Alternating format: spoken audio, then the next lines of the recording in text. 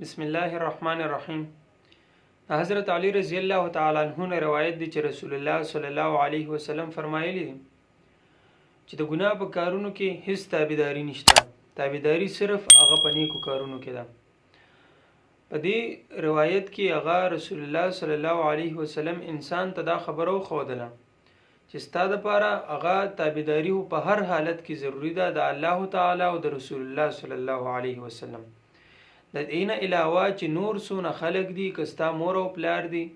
که دغه شانتي ستا رونه دي، ستا مشران رونه خويندې دي، دا ستا استادان دي، ستا مشران دي،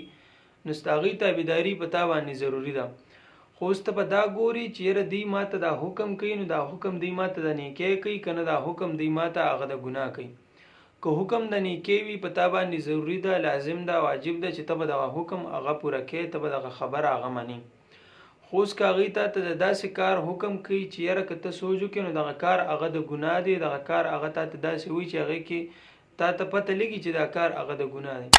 نو اوس په دغه صورت کې ستا دپاره په دی باندې عمل کول هغه لازم نه دي، ځکه تابعداري صرف هغه په نیکو کارونو کې ده، د ګناه په کارونو کې هیڅ تابعداري هغه نشته.